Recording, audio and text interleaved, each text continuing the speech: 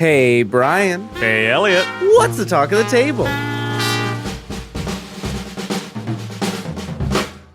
Today, we are sitting down with Zach Cox, founder and creative lead of SoulMuppet Publishing and the designer of games like Orbital Blues and Paint the Town Red. Zach, welcome to the show! Welcome! Yeah, thank you both so much for having me, guys. So I've been on my first dungeon a few times in like talkbacks and session -1s or whatever you want to call them, but it's good to be here on Talk of the Table. Yeah, I think we messaged you, or you messaged us and you were like, hey, I'd love to come on Talk of the Table sometime. And I think we both messaged back like, haven't you already been on Talk of the Table? And then we looked at our files and we're like, no! No, we haven't. But yeah, this is going to be a little different from the other conversations people have heard us have. I mean, on My First Dungeon, we're obviously focused in on a particular game, whether that's Orbital Blues or our season of Paint the Town Red. But today, we actually want to talk to you a little bit more about the business of everything, kind of how you have grown SoulMuppet Publishing, how you've managed that growth as you've moved from crowdfunder to crowdfunder, and why you write and publish games with strong messages, and then kind of just like zooming out on all of that and like how do you balance that as a creative and a business person. But I guess the first question is like, what was the point where SoulMuppet Publishing went from I'm just Zach Cox writing and publishing my own game to this is a business apparatus where now I'm working with multiple people? When did you say like, oh, this is a business, this is going to be a business? So a lot of the early days of SoulMuppet Publishing, I'm actually a co-founder of SoulMuppet with a guy called Ben Brown, who was the original artist for our game Best Left Buried. I'd written a game, I wanted an illustrator, I knew Ben from going to school with him, and we were kind of working on the games together, whereas in like I was writing everything, he was doing the art, and then I was doing everything else, right? And that started off as a pretty even trade of labor while he was spending loads of time doing illustrations.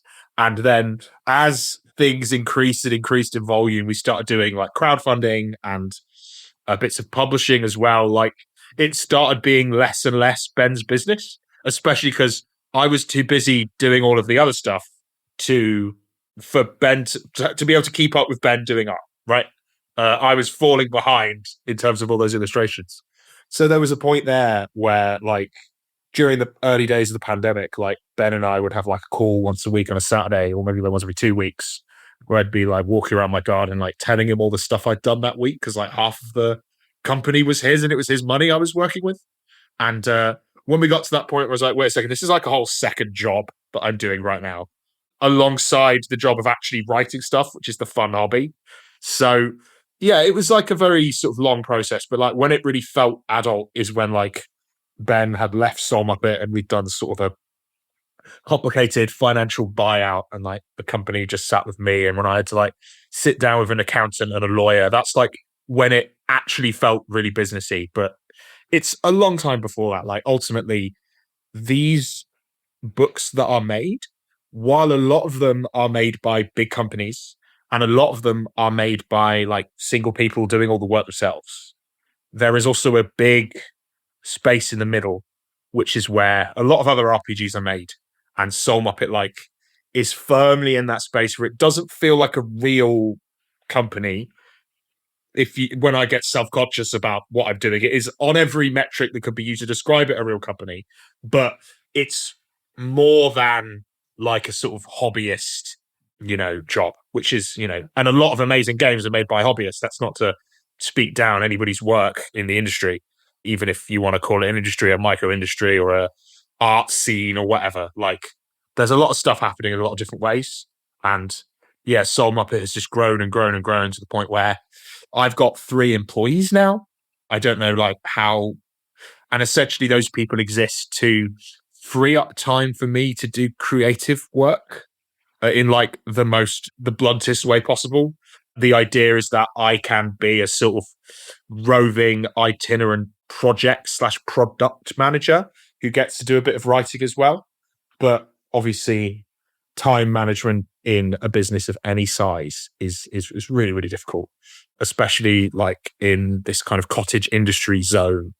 There's always competing needs that have to be kind of managed against each other. Because, if you think about any company, there are a million things that need doing from every like part. And every time you outsource something to either an employee or an external partner or a freelancer, it's another thing that you have to spend money on. So there's like that a really complicated set of decisions about that sort of thing. And not only spend money on, but also spend, even if you're outsourcing something that will free up time, you have to spend time to like build that so it works properly. Like you can't just say to someone you hire, like, hey, do this job. It's going to take them a number of months to get up to speed, to be able to do it in a way that is familiar to you, and to get your communication on the same track. It, if only it was just throwing money at something and then the problem was solved. But there's always that long tail of time where it's like, okay, the problem is getting solved. And you can work with external partners and this kind of stuff. Sometimes those people can be incredibly proficient, but that costs lots of money, right? The more competent someone is, the more money they ask you for. And that's a decision as well. It's like, at what point of like scaling, at what point should my company stop investing in external partners for example, actual play, and start doing it in-house ourselves? There's like an amount of time and experience it takes to get good at something. And obviously like lots of decisions exist about like where specialization within industry sits. Like within SoulMuppet, I keep all of our marketing and e-commerce in-house, is like where most of our resource goes. And then a lot of our project management sits with me and a little bit with Eric, who's our operations manager, which essentially means doing whatever I need doing in a given week. Then the idea is that we then work with freelancers and writers and artists and all kinds of other people that are kind of brought in externally to provide expertise for a given project. I think a good thing to understand where a company is to understand, and where a project is to understand where it's trying to get to. Where do you see SoulMuppet, or where do you hope SoulMuppet is in like a year, 2 years, 5 years? What are your long-term goals for the company, and how are you like trying to make those goals happen with the moves that you're making right now? A big thing for us in terms of goals is about sustainability.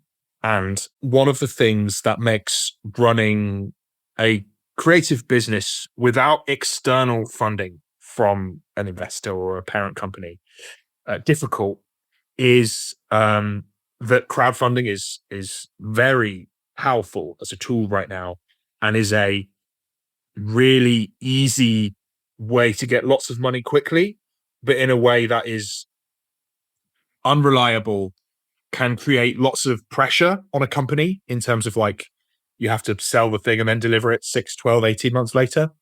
And kind of also really spiky revenue. Like if you think about, with SoulMuppet made a certain amount of money last year, and 56% of that money appeared in 2 months, right? Which is when we had the payout for Yin, we had the payout for Afterburn, right? And we are working 363 other days that money doesn't arrive, and 10 months those crowdfunding projects aren't happening. And we are in the mode of like, when's the next crowdfunding thing? What are we doing? What's happening? Like, so I think a big goal for us is to move our reliance away from crowdfunding and push towards like more sustainable business that involves practices of people buying products that actually exist. And for some strange reason involving psychology that the whiz kids at the crowdfunding platforms have managed to work out, it's much harder to sell somebody a product that actually exists rather than the aspirational idea of a product. If you released if I released a product tomorrow on my web store, I might be able to sell 100 copies, right? Whereas I could easily sell 5 or 10 times that if it was a crowdfunding, right?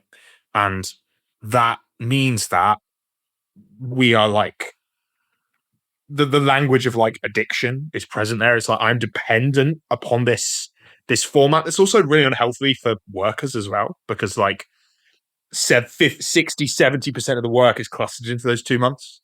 And what if somebody is ill during that period, or wants to take a holiday?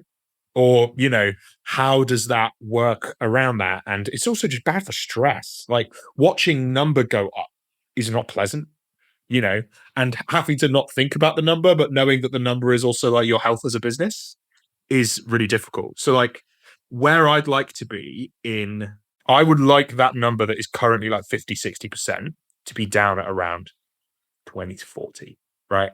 And the way that that's happening is about building a mailing list, building a relationship with customers, about them understanding where the web store is and like knowing to use that, cultivating a really broader range of interesting games that live there, and also working really hard with friendly local gaming stores and distributors to like make sure that our games are available in lots of places, which is a really interesting technical challenge in terms of like relationship management with various types of people who exist at different levels, like discussing which is probably beyond the scope of this consumer facing podcast. But like there's lots of stuff that you have to do to make sure that your games are available in a friendly local gaming store. And mostly that is, to run through it very quickly, having a consolidator, being friends with distributors, getting FaceTime with different store owners, being able to talk to them, not annoying them, being able to get stock in the right place. And also like the size of the game changes. Because like if I'm selling a book to a consumer, let's say I sell a copy of Orbital Blues for $40. It cost me $4 to make it. That's a really big profit margin. That's $36 that I get to keep, right? Minus processing fees on my web store, but whatever. It's basically $33, give or take, once you pay for that like 10% fee. Whereas if you're selling it into a game shop, they might be buying that game at between $12 and $18, depending on if they bought it from me direct or if they are purchasing it through a different company at like different stages. So if I'm selling that book for $8 to $12 profit rather than 33, right? That really changes I have to sell more books to like push them through that space. So that's like a real change, but also it means that I'm selling more books so I can print more books, which means things are cheaper. Like there's all this stuff, and like I'm really sorry that like my aspirational goals in terms of like where I'd like the company to be is like I'd like to not have to worry about crowdfunding. Like even though crowdfunding is incredibly exciting, there's stuff I want as well. Like I'd like to have an accountant on staff so I don't have to think about my taxes. You know, that'd be fun. I'd really like an in-person office, like a Soul Muppet HQ somewhere, and like with a big, you know, plushy Sammy the Soul Muppet. I don't know, but like the actual real goal is I'd like to be less stressed about how much money my next crowdfunding project is going to make. I'd like more reliable income. Honestly, all those things match up really well with what we're feeling at Many-Sided Media of like the things that we want are ways to be sustainable. And I think we're coming in with very similar things of a lot of the money that we get in are from like sponsorships from publishing companies like you or like MythWorks and stuff. And those are difficult things to procure. Like there's a lot of work that goes into them. There's a lot of time, like beforehand, you've got to convince someone that this is a worthwhile investment. And like every company that we talk to has their own things that they're very concerned about. Like they want to make sure that this is an investment that helps them in the long term. As much as it is nice to think that people should just like give money to artists to make things, I don't think this industry can really financially support that yet. Like it does need to have some kind of return on investment. And the thing that we're looking at as well is like trying to find ways to be more sustainable, whether that's through like our ad revenue being more consistent, our Patreon growing, because that's like a very consistent revenue stream. All those little things then take the pressure off of needing to find that next like big sponsor for a thing, and allows us the freedom to choose a game that doesn't have a sponsor, choose a game that we want to play for 30 episodes or whatever. It kind of opens up the world to us to be able to do a lot more stuff that we maybe want to do, or new things that we want to try, because we're not seeking these big like Kickstarter moments in your terms. So no, I think that is the goal of everyone working in this industry, is just sustainability. And honestly, I agree with you. A fucking office would be great. I'd love to have a place that I could actually have a recording booth in. Oh yeah, That's probably reasonably difficult in Manhattan, right? You know, I imagine office space is quite expensive there. We know some podcasters who have like an office in Brooklyn. I'm like, how much does that cost? But we definitely can't get there now, but I would love to do that in the near future. It's interesting. This like I totally, on a smaller scale, relate to the chasing the crowdfunding dragon. You know, from crowdfunder to crowdfunder is how the revenue of more blueberries exists right now too. And I think that like one of the things that we have to deal with in that is this idea of like everybody has trouble with Kickstarter, and then BackerKit emerges and people see the appeal of switching to BackerKit. But I know that like from your perspective, like you've gone back and forth now. You went to BackerKit for Paint the Town Red, and now you're back to Kickstarter for Mad as Hell. And I'm curious if you're open to talking about kind of what that experience is like and why the return to Kickstarter, what that means for you as a business. So BackerKit's a really interesting company. I like working with them a lot. We use them consistently for our pledge managers and advertising management. Got a really great relationship with the BackerKit team, and they're always making new features. They're much more feature aggressive than Kickstarter historically has been. We've ran Paint the Town Red on there as an experiment, frankly, and that was a quite small crowdfunding campaign for us, which was a bit of a disappointment. Like, it didn't do as well as I expected it to do. That's okay. Not everything does. Like I said, that's the problem with crowdfunding in general. Like, not everything is going to resonate with the audience as well as it's going to resonate with you or what your business plan is, right? You can never know how anything's going to work, even if it's not on a crowdfunding platform. I think that BackerKit is a really good space to run projects which you have an existing audience for. I think their marketing tools are really good. Their pledge management system is leagues ahead of the Kickstarter one, and they're also really aggressive on trust and safety in terms of like looking after you as a person running the project, protecting you from harassment and stuff like that, you know, because there can often be problems with that on Kickstarter, especially with super backers. Sometimes they can have opinions. Honestly, I'm moving back, and I tried it initially because what I want is data. Like, I can look at other people's projects and see how they're doing and how they've been received by the community and by the number. But also, I can't tell that using one project. I think what I'll be doing for the next couple of years is probably like alternating between different systems. I think that the main advantage of Kickstarter over BackerKit is simply in terms of like the fact that it is the industry name for the thing, and people browse Kickstarter for RPG projects. I do not think that browsing audience of super backers exists on BackerKit yet.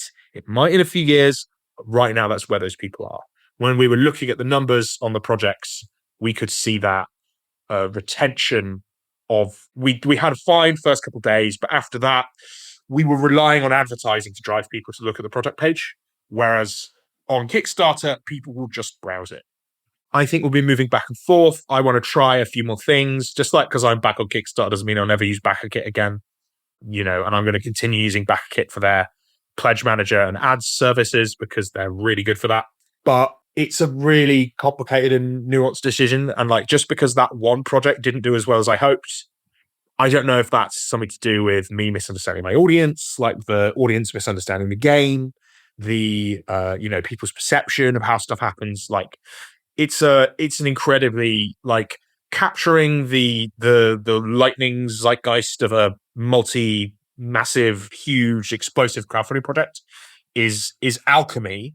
And even as someone who's run like 15 crowdfunding projects, I still do not really understand what is happening, and I cannot approach anything with any confidence. So one data point of this didn't do what I needed is like essentially useless unless I can understand more about what's happening within that space. So we'll be back at some point, but I don't know when, I don't know how, and it depends how the next couple of Kickstarter projects do for us. Yeah, it's interesting. It's like I've now run 4 crowdfunding, so a significant chunk less and at significant smaller values, but it is like every piece of data is important. Like, every piece of data is important, and yet I have all this data, and sometimes I still am like, well, I don't know what's going to work or like what's going to catch that, that thing. It's like, I know certain things that I will always do, but it's like, I don't necessarily know what that like combination of alchemy is that's going to mean that, oh yeah, we make the income we need to make for this half of the year.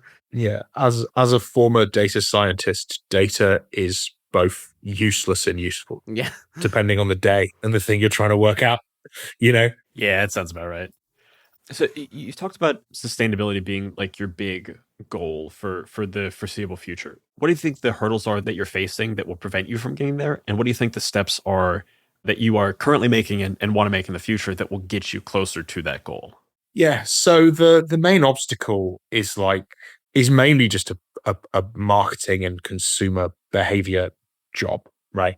It is talking to people about our games and making people aware of them, right?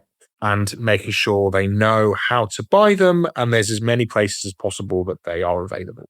It's a platform angling issue, right?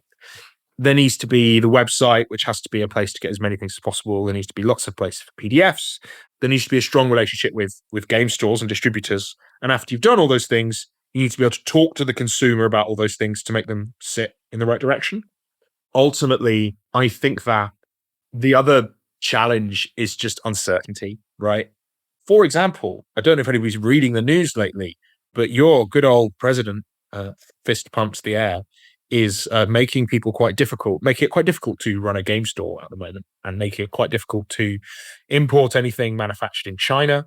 I think as we are currently recording, tariffs on Chinese goods are currently at 245%. 245. Yeah. It's effectively which is a trade effectively embargo an at this point. embargo, right? Yeah. That is Yeah. like, you cannot realistically import anything. And that means that games will need to cost roughly 3.5 times what they do currently, right? You to make the same amount of money on them, right? If you take that £4 Orbital Blues book, which I'm selling for $12 to $18 into US retail, and then you add, $9 onto it, right? That doesn't make sense anymore. No, $10 on £4, on $4 rather. Again, I'm having to use dollars rather than my native, not freedom currency. Freedom currency. Wow. Yeah. If I have to pay $10 on top of a $4 book, that £12 I'm selling it for no longer makes sense. In fact, I'm losing money, right? The good news about that is that right now, books are exempt under exemptions for educational purposes. And also, I do not make my books in China. But the thing you would notice if you went into any game store in the continental United States is that the stuff that is on the shelves there is not copies of Orbital Blues. It is copies of board games. And board games are manufactured in China. And if those board games lose revenue and go out of business, that impedes not only like direct sales that I could make through to game players, to consumers. I also lose like the most valuable tool in the arsenal of somebody like me, which is an enthusiastic member of staff shoving a copy of Paint the Town Red or Orbital Blues or whatever into someone's hands and telling them it's this amazing game about sad gay vampires, right? Because at a convention, I can do that, but there is not one of me on every street corner in the continental United States, right? Whereas there are 3 board game cafes in every city with 10,000 people in it, right? Or town or whatever, you know. And that's not the number, but there's lots of stores in America, and I'm worried about what's going to happen to them over the next couple months. And while currently Europe is relatively unaffected, and, you know, books are also unaffected, this man does not understand the problems facing us specifically that he creates by, you know, machismally arguing with, you know, starting trade wars. Like, he doesn't understand how that's affecting normal people, or doesn't care. You know, I don't know which is more accurate. Or, in fact, the thing that is happening right now is his stated explicit goal, but that's neither here nor there. And dealing with that uncertainty makes like planning a shift away from crowdfunding scary, right? But also, it's particularly dangerous during crowdfunding because if I sell you a book on my web store, I'm reasonably certain I can get it to you before a new tariff rate is implemented that means I have to pay more money, right? Whereas if I do a crowdfunding project and it's it takes me 6 to 18 months to deliver it, we could be at 3,000% tariffs by that point. The world is a very different place in 6 months. A very different place in 18 months, you know, especially with all kinds of scary stuff blooming. So, like, that's the challenge right now. It's like the fact that ultimately 60 to 70% of my customer base is in the US, and that is an extremely fractious and challenged economy.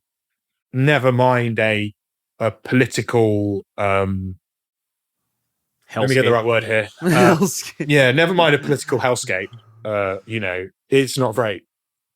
And like making art under those conditions is pretty hard as well. So, we'll see.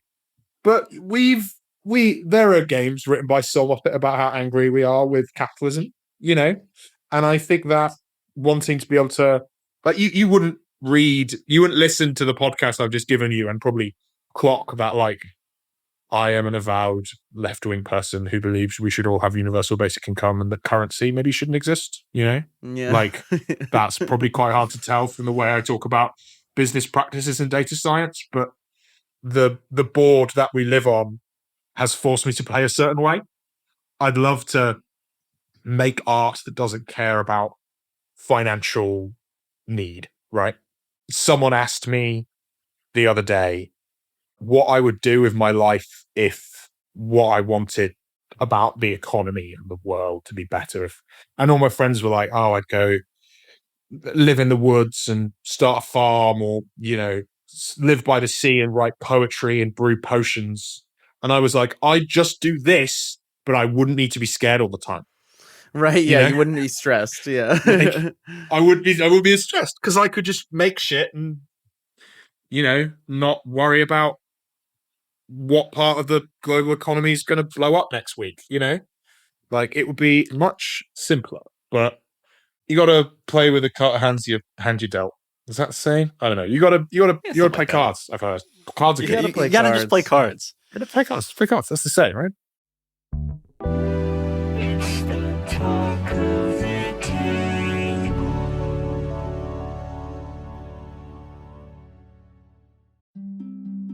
Midnight Muscadines is a cozy, dark tabletop role-playing game where light and shadow intertwine in a fractured world.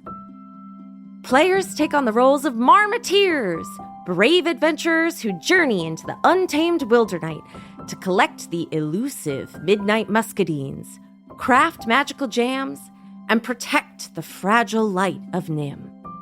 Through collaborative storytelling and resourceful gameplay, players weave tales of courage, community, and the pursuit of balance. Will you preserve the light, uncover the truths hidden in the shadows, or reshape the balance of the world forever?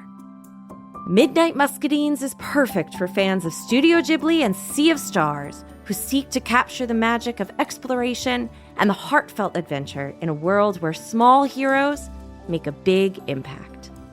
Play Midnight Muscadines as a traditional GM'd game, GMless, or even solo. Midnight Muscadines is crowdfunding now on BackerKit. Join the campaign at pandeongames.com/muscadines. I'm Quinns of tabletop role-playing game review show Quinn's Quest, and this is Play to Find Out.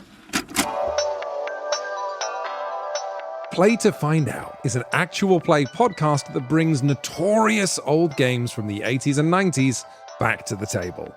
Each season of Play to Find Out, I'm joined by Emily Johnson and Rob Morgan. Good? Nervous? Yeah. You both looked at each other really concerned, like you think what's about to happen is going to be unpleasant. And frankly, I think that's rude. And together, we explore the TTRPGs of ages gone by. Our goal? To separate the TTRPGs that deserve to be remembered from those that maybe don't. I don't know, Emily. It was the 80s. Also, A lot of people were on cocaine.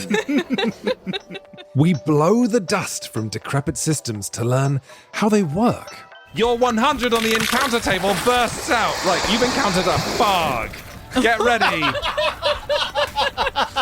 Don't laugh. There's one, get ready for a fog. Don't laugh. Encounter their unique quirks. I do finger guns to cover up how I wince. A weird thing happens as you do finger guns. Oh no. And I'm hoping that the Quinn's Quest community will join us in exploring these games too. If you this up, cannot describe to you how much your adventure ends here. Yeah, that's fair. Because the best way to learn is to play to find out. Play to Find Out is available now on the Quinn's Quest Patreon, but the first episode of each series streams for free on the Quinn's Quest YouTube channel and wherever you get your podcasts. Anyway, you failed the Earth Tech roll, and you made jokes while I was doing my exposition, so you don't get to hear any more. Oh, no. Come on. I was shook as...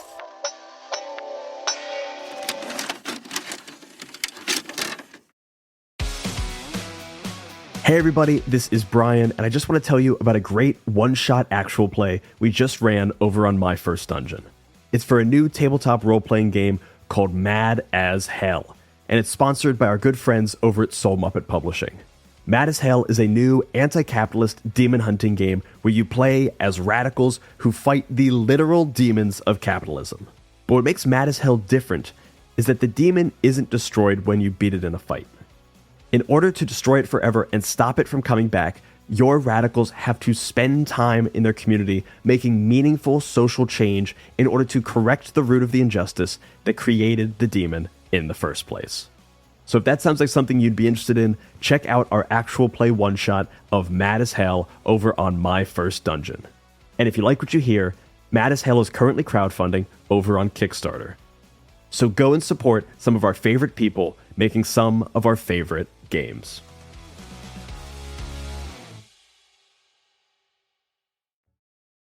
Speaking of playing cards, and I'm going to make this segue work. One of the things that I think you have done well as a company and like as a creative and as a product manager is investing in a game's like long-term success. And I think that one of the ways you do that is like Orbital Blues Afterburn. I think another way is especially prescient for me is you invested in a solo game for Orbital Blues, which used cards. That's where I was going. There's the connection. All right. How do you think about... Honestly, Elliot, I saw the segue the moment you said cards, and I was like, is that the move you're going to go going. for? That's the move that's he's going where he's for. going. Okay, yeah. Okay, cool. Yeah. No, that was a long road I do to this get there. professionally. Yeah. How do you think about investing in a game long term? Like, kind of, it is, I think, both a creative thought and a business thought. Oh yeah, totally. I think that the most critical thing is that, like, and I've always thought this about games, right, in general. I know about you, but I've got quite a lot of games in my house. And I play quite a lot of games, but I don't play most of the games I own, right? And ultimately, if I can get you to buy a PDF or a book, right, from a selfish, mercantile perspective, I have your $40, $20, £10, whatever it is, right? If I can get you to play my game and sit down and enjoy, not only read it, because reading the thing is a challenge to start, but that is just like having a good pitch. But like making a game that is easy to access and easy to play is like step one for convincing your friends to get them to play it with you, right? Character creation has to be simple. The game has to be easy to read, has to look beautiful, has to be joyful to read because that incites play.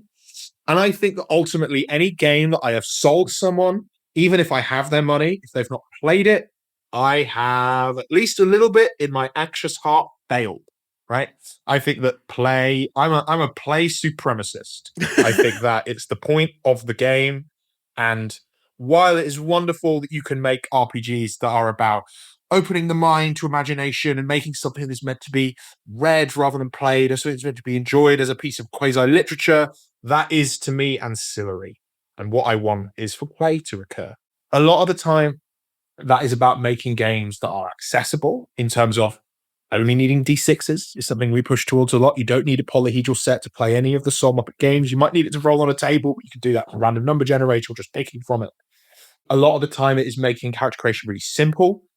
Most of the SoulMuppet games, as you guys will know, focus on having rules that get out of the way and lead to really impactful storytelling. I don't want a rule that makes you think that I'm smart. I want a game that has rules that make you think that I've got your back as the GM, right? I'm going to be your friend. I'm going to help you run or play this game. And I think solo games are a really important part of that strategy because ultimately, like, I'm the first to admit, I am not a solo game player. I have not played a solo game, I think, ever. I own lots of solo games, but they are games that have failed play supremacy in my idea. To me specifically, because, and I said this to Dylan once, and I think they shouted at me, and I think said, if I'm writing something and it's not going in a book, I failed. because it needs to go in the book, and that's where the thing is. And Dylan was like, no, Zach, that's so unhealthy. You need to like play games for fun. But ultimately, solo games are about lowering that accessibility, right? Because some people have access to games, but not to people always, especially times, scheduling, whatever. I've got lots of tips on scheduling RPG sessions, but ultimately, if a solo game is your spiel, you should be able to do that. I think one of the strengths of the Soul Muppet / More Blueberries solo games of Orbital Blues and Paint the Town Red is that they act as like prep tools for playing the full game, like making a backstory in the case of the Wanderer solo game, and in terms of the yet to be released but just laid out excitingly Morning After, that is like a prep for GMs to like help them build a city. So those are like really useful as tools and are things that when they are played are likely to then elicit further play from Seth. So to me, I treat every Soul Muppet game like it is the most beautiful toolbox you own. That is about giving you stuff that is going to, while it looks good on a coffee table, its actual use is to have out at a table where you're playing a game, and it wants to push you towards gameplay with all the speed and veracity that it can. I feel like for me, the first game I experienced that was a Soul Muppet game was Orbital Blues.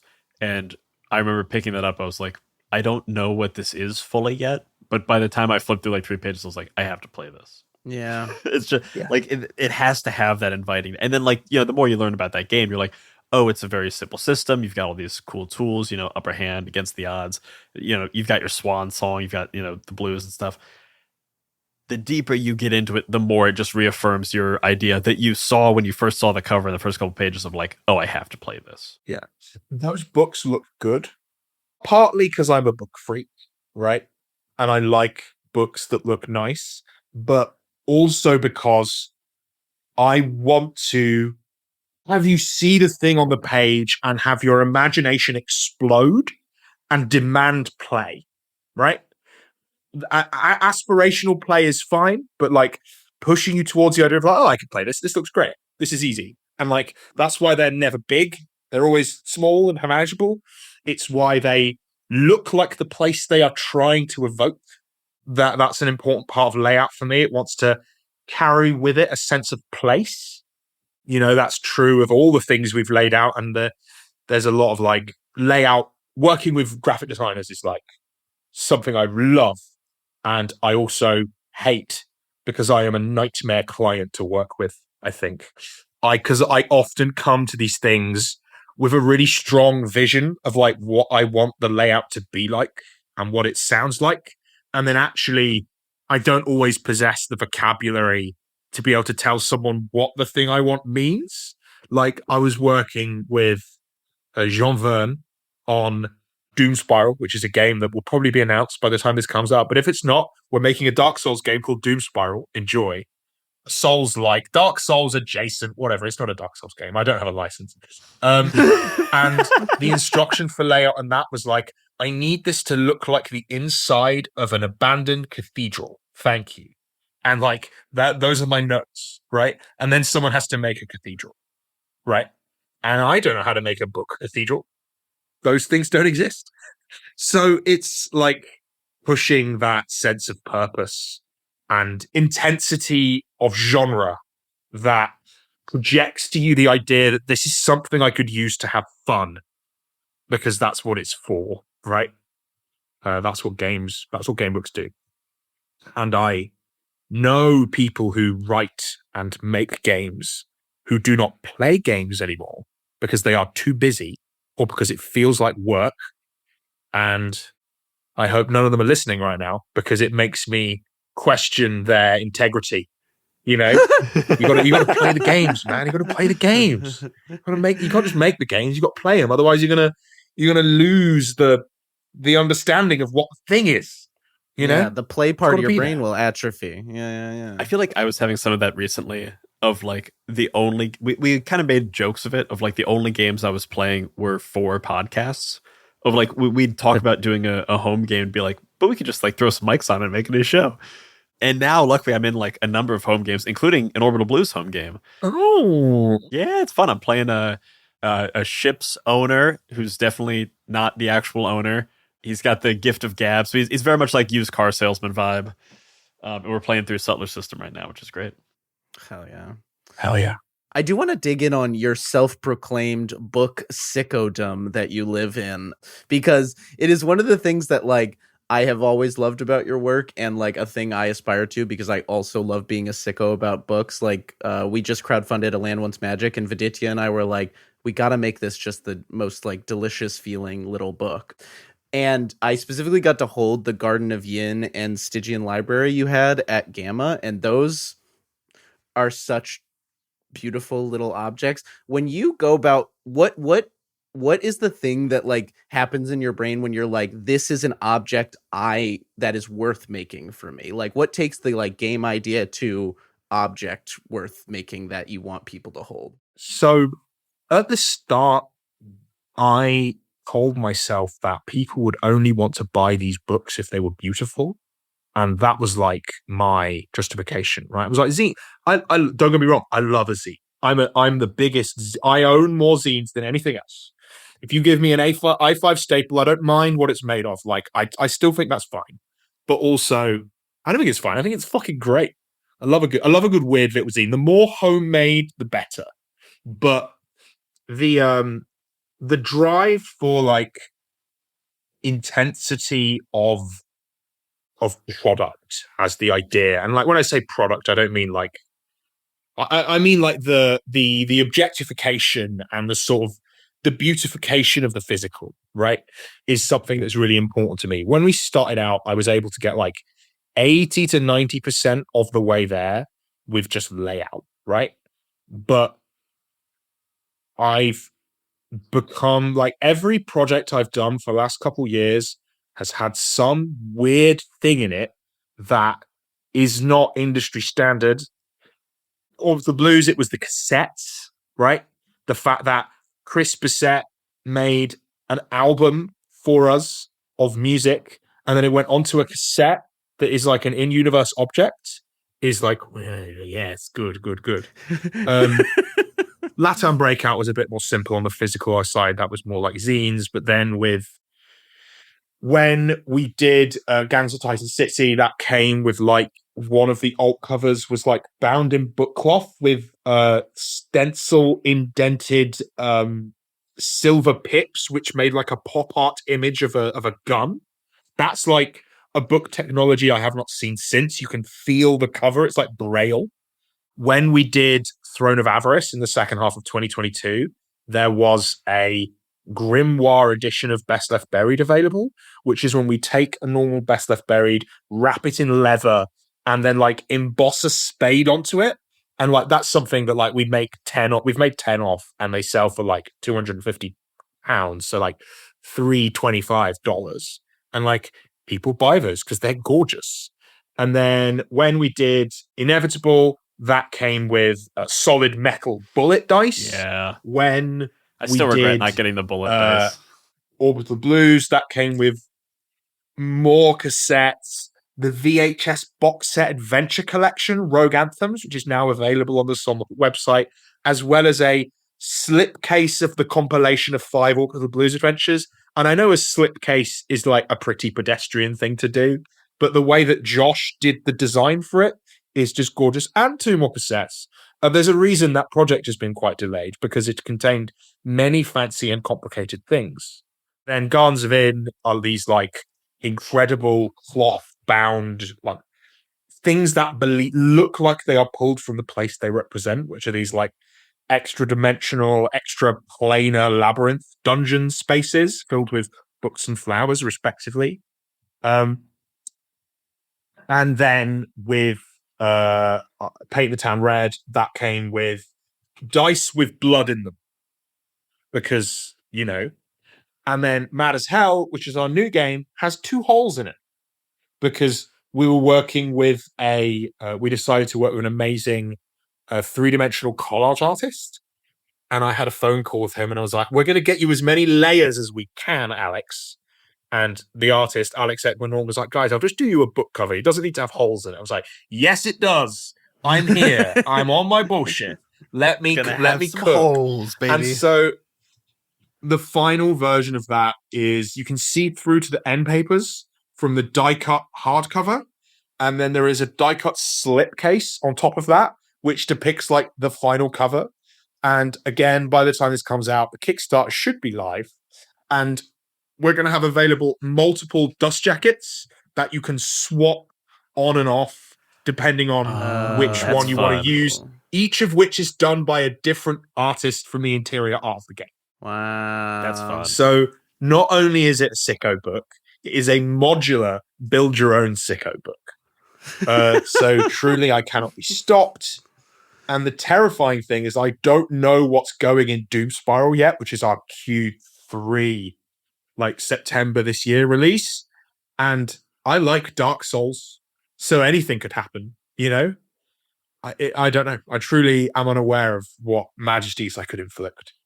No, you know? Yeah. But it starts from ultimately like, because if you're committed enough to your bullshit and you market it and you price stuff effectively for what the thing is trying to be, right? Which might be very expensive level for extremely luxury thing orders.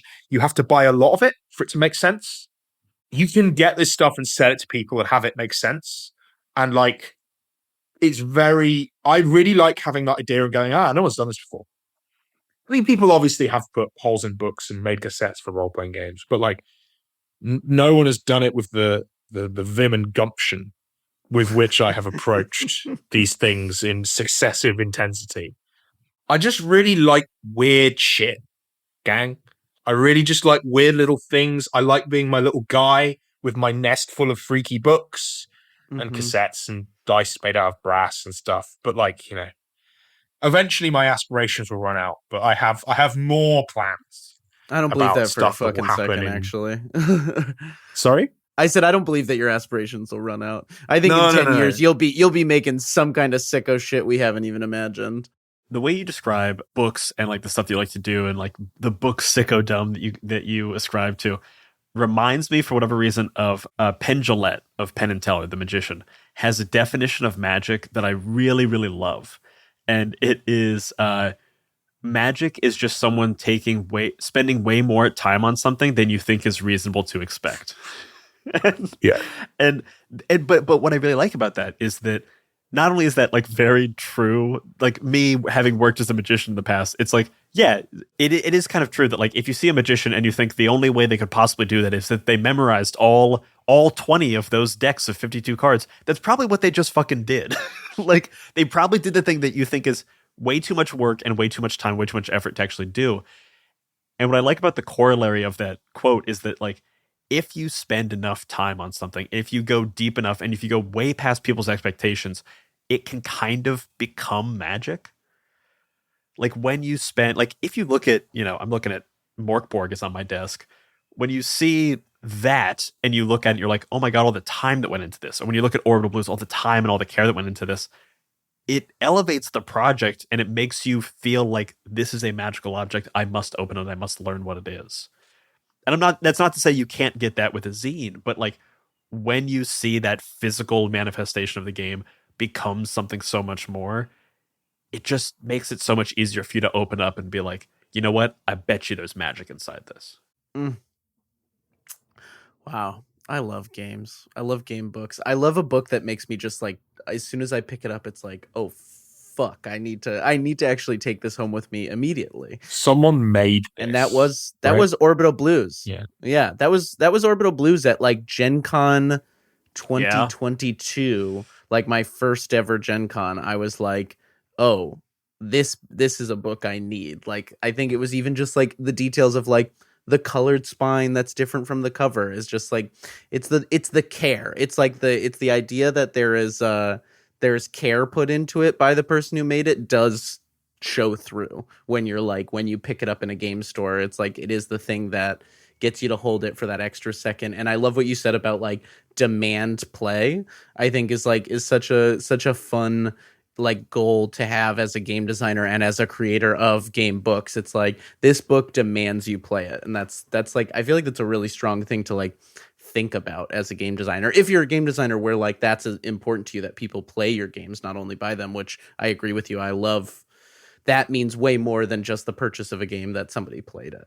I think like while I understand what is important to me, I'm not a prescriptivist in terms of what's important to other people. If you want to make lyric games or like stuff that's, so simple, or even like stuff that's deliberately labyrinthine to the point where maybe it isn't difficult to play it, I think, the campaign for North Africa may be one of the most beautiful pieces of art ever made, right? Because it's a fundamentally underperformable board game, right?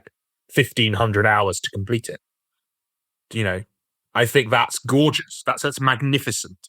But in a way that, because it is inherently hostile to play in the way that it exists, right? But equally, I'd rather just play Twilight Imperium, which I can get done in a weekend. Right. And even then, that's not an approachable game. Don't get me wrong. And I haven't played Twilight Imperium because I'm not a nerd. But yeah, no one would ever accuse you of being a nerd. No. That'd be crazy. What are those kit bashed Warhammer figurines in the background? Genuinely, I'm just too busy playing Warhammer to play Twilight Imperium. But you guys have seen my toy soldiers, right? I've showed you pictures of my Adeptus Titanicus models made out of bones and seashells. Right? Yeah, I follow I'm your, like your mini Instagram. Yeah. So sorry. Well, yes, thank you. There is a Muppet Makes Minis, for those of you that appreciate slightly weird art in 28mm and sometimes 8mm scales. I didn't know this existed. I will have to follow this. Yeah, it's a good one.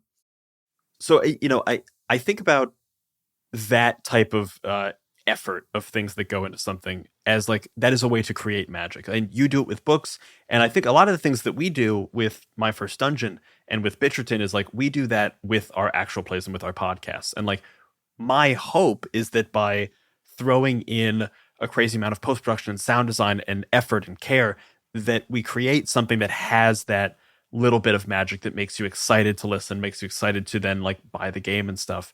And so I'd love to pivot over to a question for you that I don't know if we've ever like super gotten into this, us and you.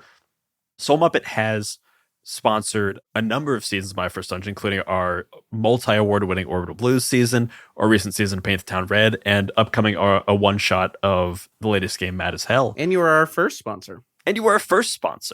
Why do you think it is important or valuable for gaming companies and publishers to invest in actual play? And what do you think about that investment as a long-term thing? Yeah, so I think one of the things that is really important to me is that actual play, even beyond podcasts, whatever form it exists in streams or theaters or whatever, is at its best, it is meant to be aspirational media, right? It is something that like, oh, you can play this game because look at this group of people playing it, right?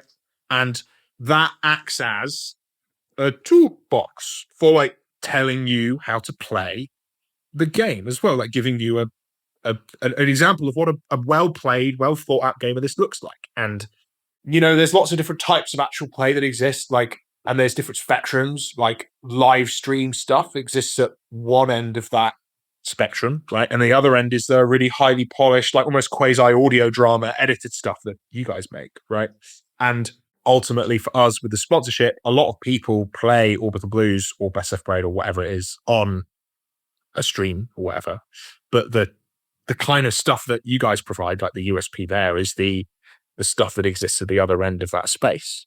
For me, I wanted to work with someone who did those kind of actual plays, who was really excited about our stuff and our games and, would have been interested in playing them anyway. I think that the moment that I was like sold on you guys as a partner to work with was actually literally when you sent me that list of Orbital Blues spaceships with a like, we'd like to work with you. Here's what we did on the drive home from Gen Con, 500 spaceship names, which is a hell of a pitch to wake up on a Tuesday morning in Chicago.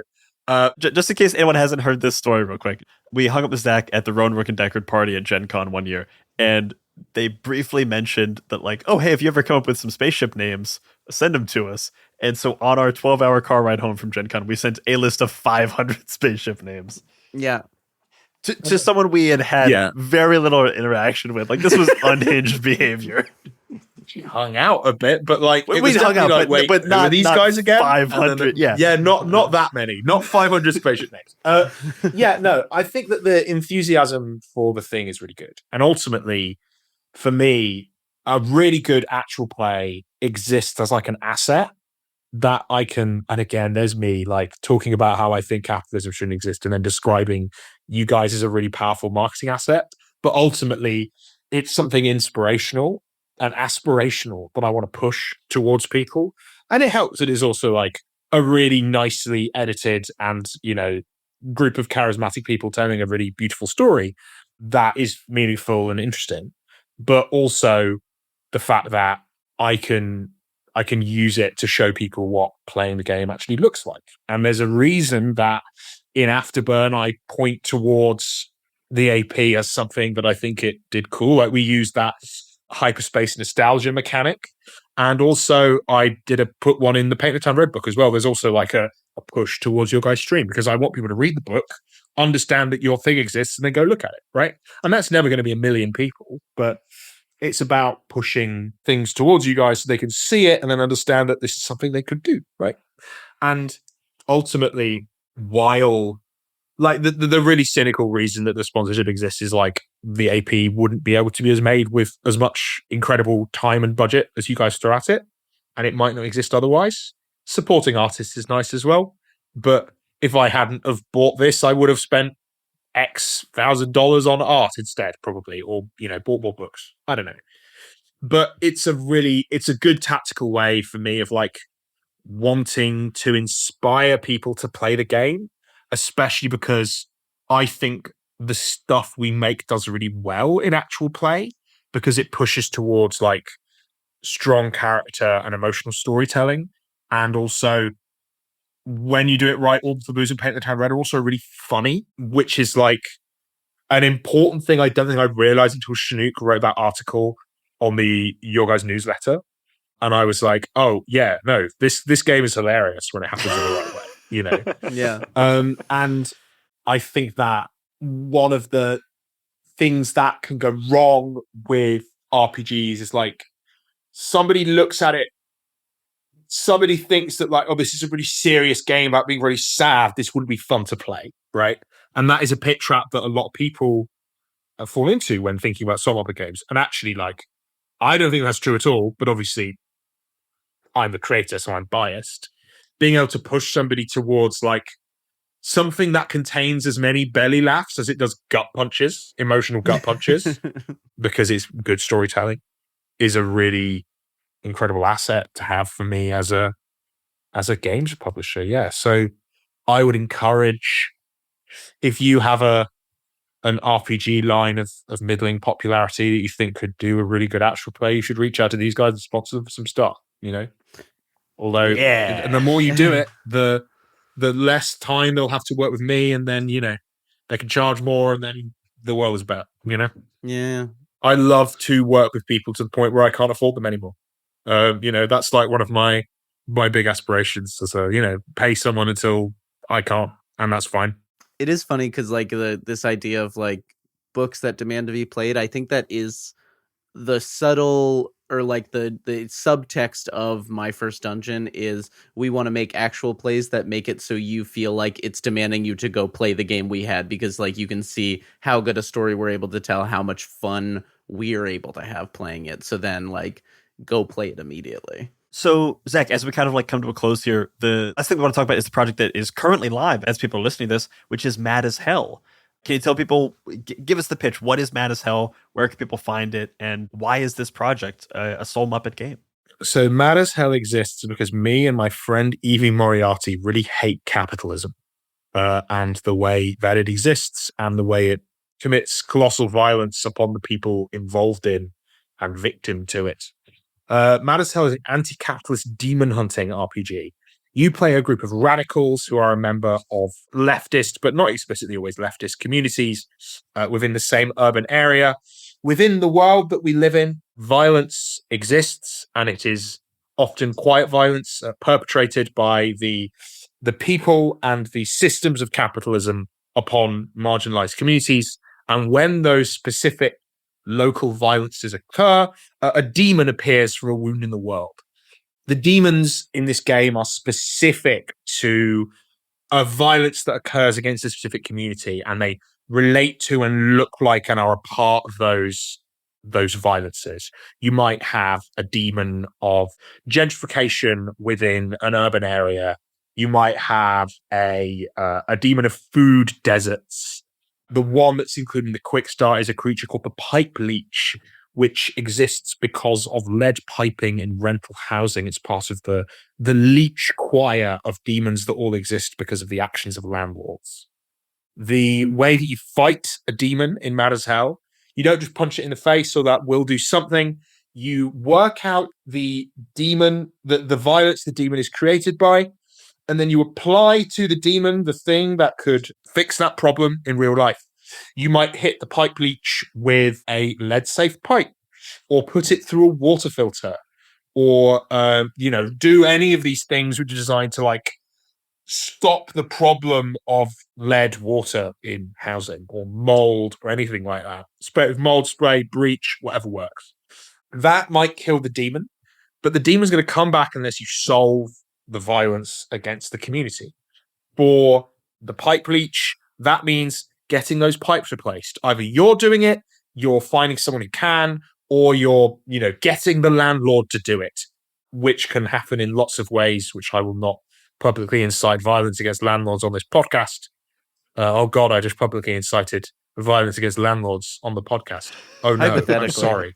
Hypothetically. Hypothetical landlord violence. So the way you actually kill these demons is not by fighting them, it's by fighting them and then going out into your community and making meaningful changes and performing direct action.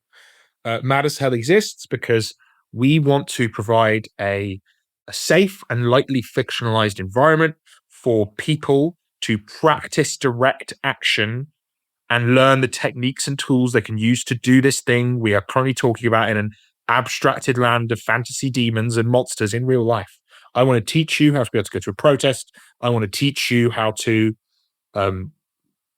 commit violence against a landlord. I don't know. Hypothetically. There's lots of... Hypothetically. I want to teach people how to become... I think it's important to say that a lot of people have left-wing feelings, and they have sympathies with unions or marginalized people or, victims of violence. And they often don't know how to solve this problem and what they can do to affect change in the world. And what this game is meant to be is, a practice zone, a safe space where you can, with your friends, work out how to save the world. But actually. So it's been written by my incredible friend Evie Moriarty, who wrote a bunch of stuff for Paint the Town Red. And we've sort of collaborated on this game. It is lavishly illustrated by, amongst others, Scrap Princess and Per Norden, who have done an amazing job. You can download a quick start of it right now, as well as backing it on the crowdfunding project, which you should do, please. But you can download a quick start. You can also download this thing we made called the Radicals Handbook, which is an in-world zine made by other radicals that contains advice in it on how to play the game and what a demon is, what violence is, and what tools you have as a person to affect it. And because it's an in-world artifact, it includes commentary by different leftists within the setting, right? So it's presented as something that demands play, right? It's an object which I can hand to you physically, and then it contains the instructions on how to play the game. Not the rules, because those don't really matter. What the game is and how it's played and what it means, right? So it's part of Soul Muppet's tradition of play first games, and hopefully that play then meaning something in the way that all of my games, because all my games are about politics, ultimately. Sorry, everyone. You have to know who I am and what I'm about if you read any of my games. You can ignore the subtext if you want, but most of the time it's just text. Particularly with this game. Yeah. Inevitably exists because I think maybe the monarchy isn't great. Orbital Blues exists because of my contempt of capitalism and because of mental health as a self-employed person. Best Left Buried is much the same, except it's about having a job. Paint the Town Red is about me and my relationship with my sexuality and my gender and substances, and how that relates to how I feel queer communities are. Yeah, we've talked about many of these at length, but these games exist because I have lots of feelings and I cannot stop them from coming out. And an RPG has been the most refined way I've worked out of putting those feelings to paper. Because writing poetry is hard, guys. Writing dice mechanics is way easier than learning like iambic pentameter or something. And then selling RPGs is only a little bit harder than writing them. That's not true. It's really hard. But you just got to do all the stuff I've been talking about. It's all the things. Yeah, Mad as Hell is cool, and it's really important to me and to Evie and to the team that have worked on it, because like this is the game by which I feel SoulMuppet has the most opportunity to make a positive change in the world and maybe deal with some of that stuff I was talking about earlier surrounding uncertainty and the hellscape of the modern political landscape. And of course, people can get this book sicko bait of the double die cut hardcover on the Kickstarter right now. What else can they get on the Kickstarter, and like how long do they have to go support this project? We have launched on International Workers' Day, May 1st. And we run for about a month. So you have until the end of May to get this podcast out and also buy this game once the podcast is out. And there is the main book, which is, the sicko book, as described. We've got a zine, and there's a couple of other bits and bobs that are still in the process of finalization. But there's some stretch goals that I cannot talk about yet, and may be able to talk about by the time that we are live. Hell yeah!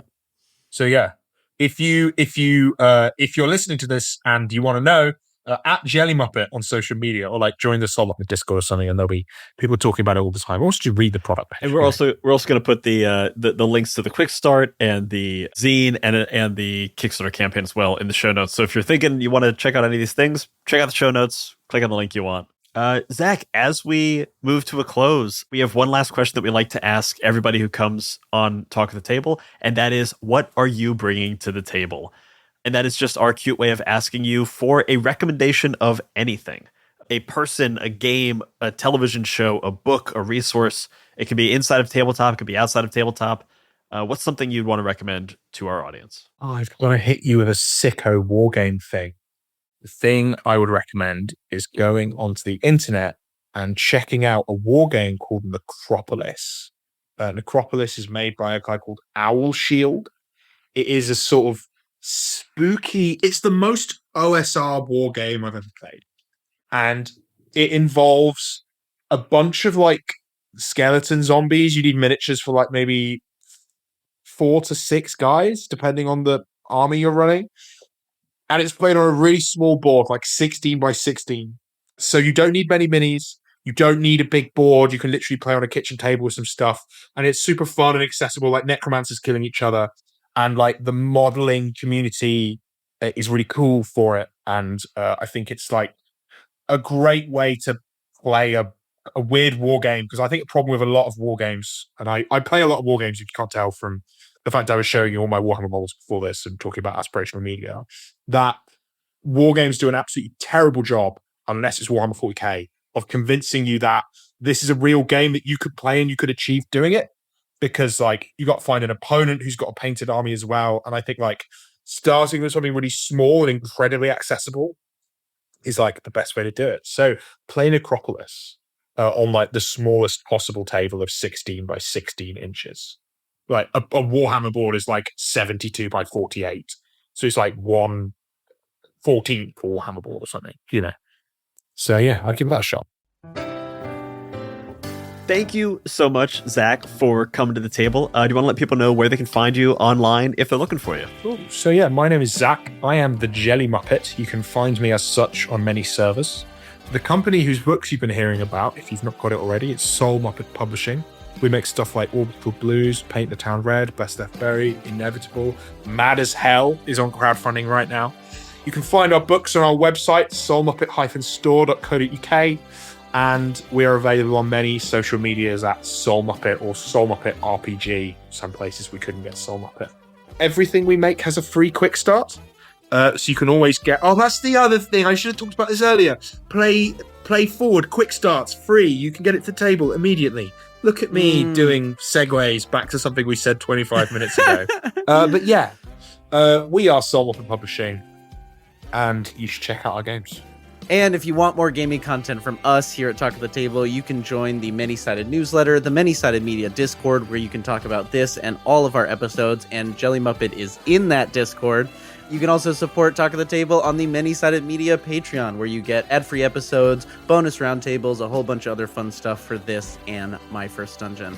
Please rate, review, and follow Talk of the Table wherever you get your podcasts, and that's what the table is talking about. Bye-bye, everybody. Bye-bye.